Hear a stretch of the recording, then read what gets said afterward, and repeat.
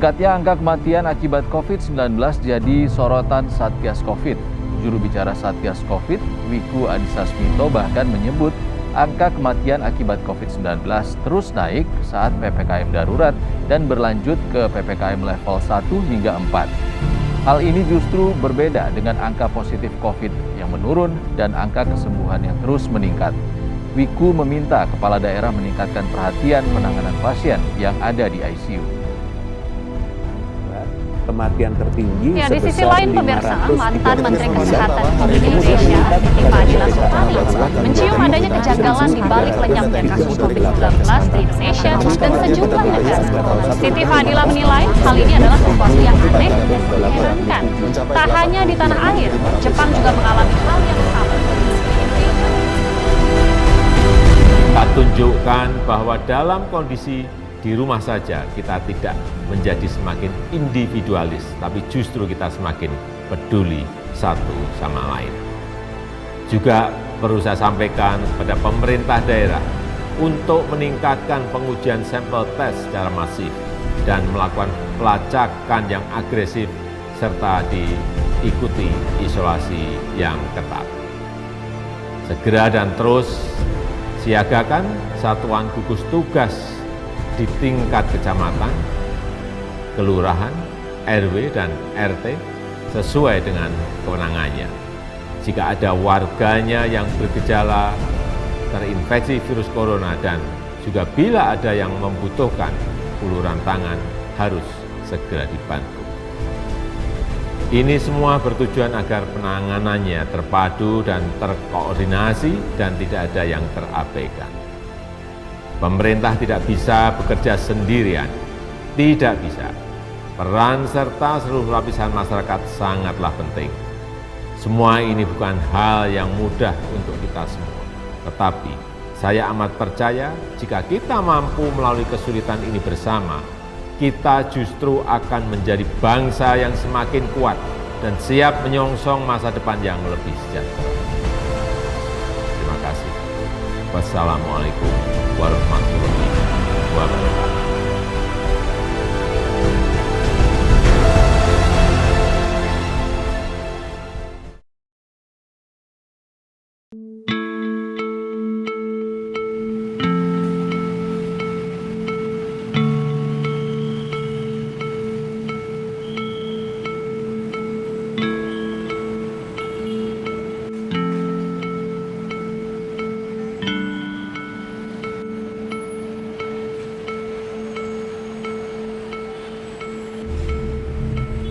Pandemi COVID-19 telah berjalan 1 tahun lebih lamanya. Selama itu pula, terjadi berbagai perubahan dalam tataran hidup manusia. Mau tak mau, orang-orang menjalani hidup dengan cara yang baru. Selain itu, pandemi juga membuat hidup terasa lebih berat untuk dijalani. Kata-kata COVID-19 bisa jadi ungkapan yang mewakili isi hati orang-orang yang lelah menghadapi masa pandemi ini. Pandemi memang jadi hal yang baru bagi sebagian orang, bak ujian hidup yang begitu besar. Pandemi sangat mengubah kehidupan seseorang. Apalagi hingga saat ini, belum ada kejelasan dan kepastian kapan pandemi akan berakhir. Oleh karenanya, kita tetap harus menjalani hidup dengan penuh waspada, membentengi diri dengan cara menjaga kesehatan agar tak terjangkit virus yang telah menelan jutaan korban di dunia. Namun, kita harus bekerja lebih keras lagi untuk selalu mengingatkan diri sendiri, orang sekitar kita, serta orang lain terus menerapkan protokol kesehatan agar tidak terjadi penambahan kasus dan pandemi segera berakhir.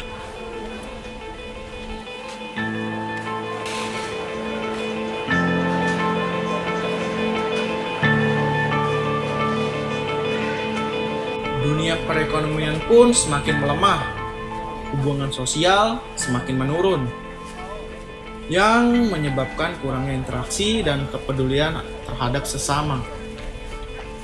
Semuanya telah merasakan dampak dari virus COVID-19 ini, terutama pada dunia pendidikan. Kita harus siap menghadapi perubahan ini karena cepat atau lambat pendidikan akan mengalami perubahan drastis akibat pandemi COVID-19 ini. Dengan itu, kita harus saling menguatkan agar lelah akibat pandemi akan terasa lebih ringan.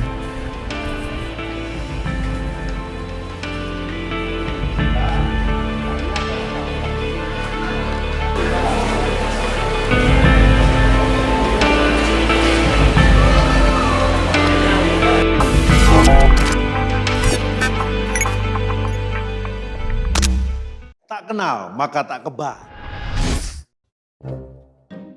Pagi, Pak. Oh, siapa kamu? Virus, Pak. Bawa apa kamu? Ini Penyakit. Nah, kamu virus, bukan virus. Untung si bos sudah divaksinasi. Jadi saya bisa kenal sama kamu. Bener nggak bos? Ya benar. Vaksinasi melatih tubuh untuk kenal, lawan, dan kebal dari penyebab penyakit seperti virus atau bakteri. Sebelum digunakan, vaksin seperti vaksin COVID-19 akan diuji klinik, dipastikan keamanan, khasiat, dan mutunya oleh Badan POM dan para ahli. Tetap memakai masker, menjaga jarak, mencuci tangan secara rutin.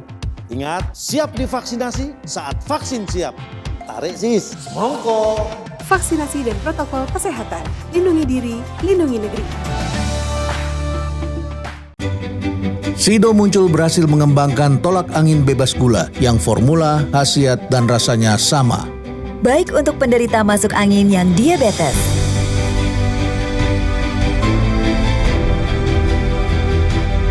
Tolak angin bebas gula dari bahan herbal berkhasiat dan zat aktif madu Royal Jelly. Niat baik menghasilkan produk yang baik. Kalau masuk angin, orang pintar minum tolak angin.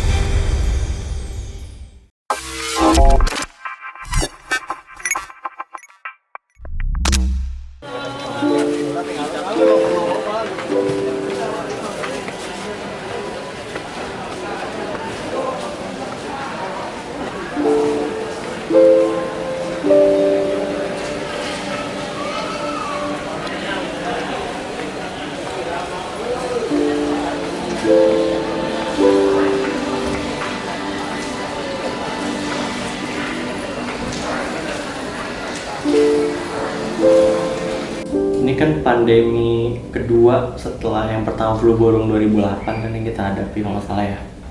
Ya kirain bakal kurang lebih sama, tapi ternyata kan jauh banget dan bahkan sampai setahun lebih. Yang kita kira bakal survive ternyata banyak yang tumbang juga. Dan pokoknya semua orang di seluruh dimensi masyarakat, entah dalam perekonomiannya, dari segi kesehatan pastinya, semua bertahan dengan cara masing-masing gitu. Dan di sini sebagai orang yang bergerak di bidang ekonomi, pedagang lebih tepatnya, ya kita bakal ngelakuin semua cara. Yang pertama, ya pasti daya beli masyarakat turun, karena balik lagi masyarakat sendiri pun banyak yang terkena PHK seperti itu.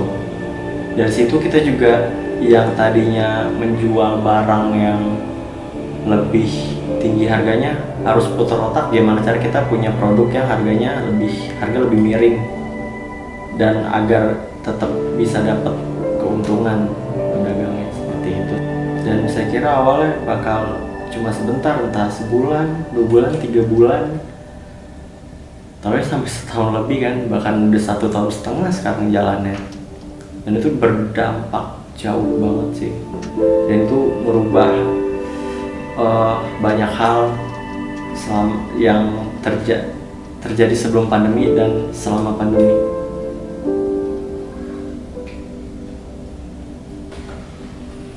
Kesulitannya pertama ujungnya dulu ya, yang paling bawah, konsumen yang jauh berkurang, daya belinya juga berkurang. Terus naik ke atasnya juga retailer-retailer yang tadinya menjadi langganan kita pasti juga jauh berkurang. Bahkan retailer banyak yang gulung tikar juga, jadinya otomatis berkurang yang beli ke kita. Terus di lain sisi, di atas kita supplier contohnya, di tengah pandemi pun harga bahan baku naik gitu.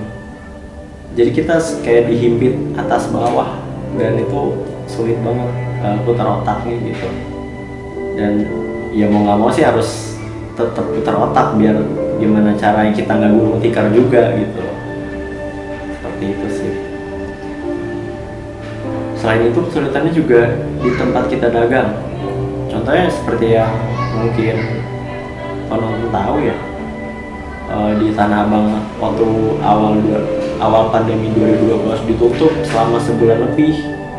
Di Cipulir juga, karena saya juga berdagang di Cipulir, dan itu sangat menghambat proses transaksi gitu. Sedangkan kita naruh barang di Cipulir, tapi di Cipulir itu ditutup, kan kita nggak bisa ambil barang dan segala macamnya. Terus juga ya, sedangkan kita kan paling banyak dapat customer itu dari Cipulir juga.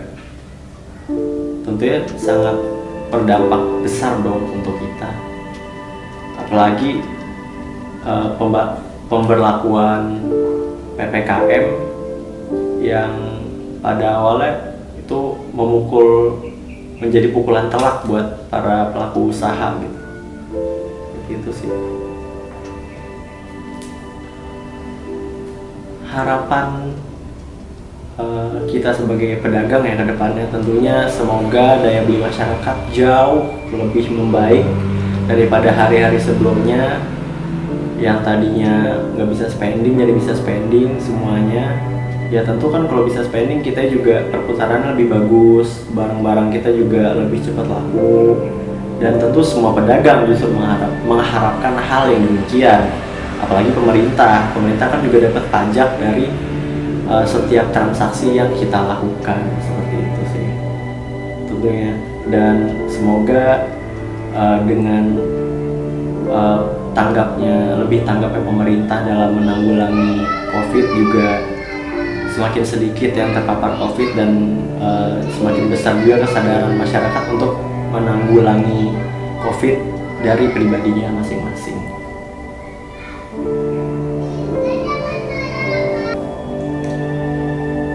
Di tengah pandemi ini sih ya, karena lebih banyak belajar dari rumah atau work from home atau belajar dari rumah ya, istilah seperti itu.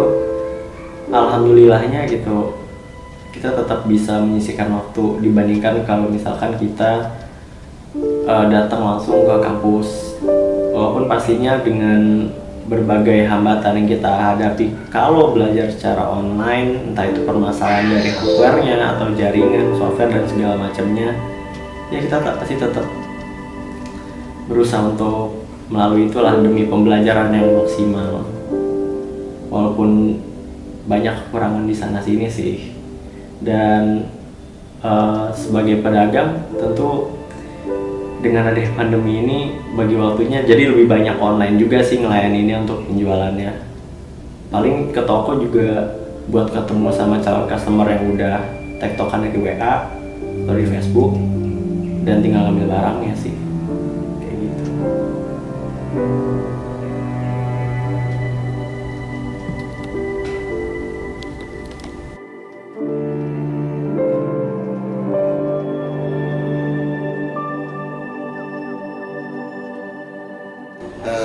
Untuk dampak COVID-19 ini belum pernah terbayangkan sih dari saya, karena dalam seumur hidup saya ini belum pernah merasakan pandemi seperti ini. Dan untuk seperti pandemi sebelumnya di umur saya ini hanya baru COVID-19 ini.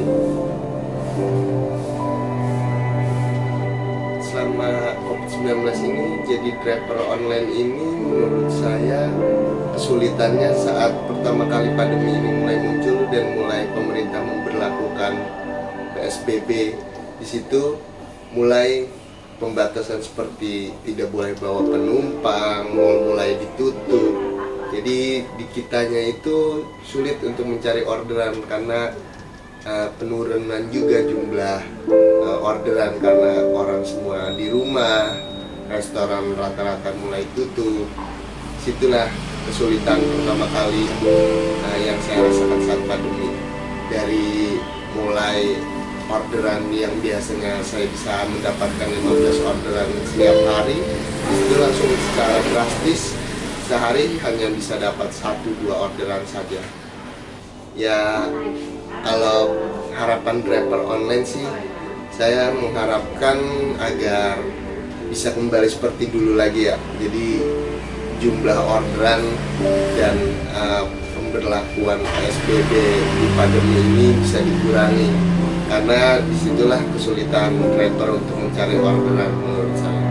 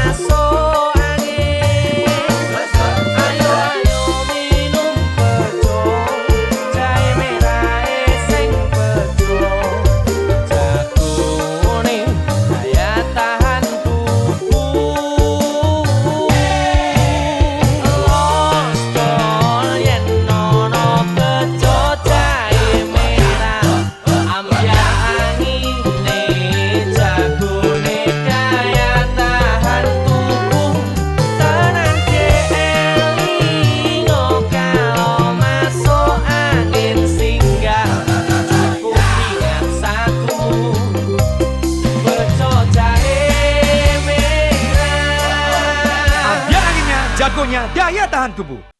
Sepeda baru nih. Sepedaku mana? Di Shopee, beli sepeda, beli semua, di Shopee. Di Shopee, beli baju, beli semua, di Shopee.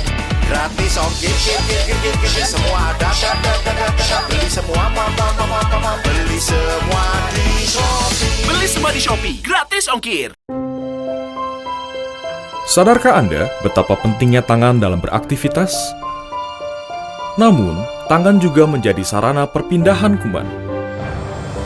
Baru, Instant Hand Sanitizer, dimanapun, kapanpun, memberikan perlindungan dari kuman tak kasat mata.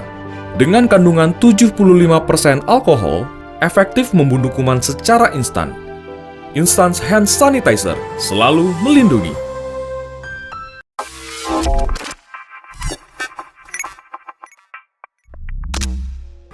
Kalau cara menanggulangi tentu kan sudah ada arahan dari pemerintah. Contohnya dari aturan di Jepolir sendiri, untuk anak-anak di bawah 12 tahun itu dilarang masuk, dan tentunya setiap yang masuk juga harus pakai masker dan dilarang berkerumun tentunya. Dan banyak juga di di setiap sudut di beberapa tempat di Cipulir juga disediakan wastafel untuk mencuci tangan pastinya. Dan kalau kita dari pedagang sendiri sih pasti kita rutin pakai sanitizer setiap menerima uang, menyerahkan barang atau bersentuhan tentunya.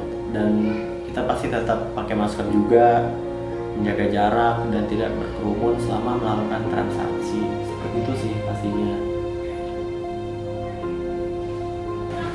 Menanggulangi COVID-19 ini ya kita berawal dari hidup sehat ya, seperti mencuci tangan dan memakai masker, serta menjaga jarak sesama driver saat kita menunggu orderan. Dan dari pihak aplikator pun sudah mulai menerapkan untuk protokol kesehatannya, seperti menyediakan tameng pembatas dengan penumpang dan melakukan vaksinasi untuk driver ojek online-nya.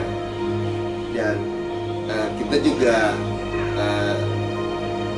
membantu mensosialisasikan untuk melawan hoak-hoak COVID-19 ini kan sangat banyak sekali, banyak yang tidak percaya, banyak yang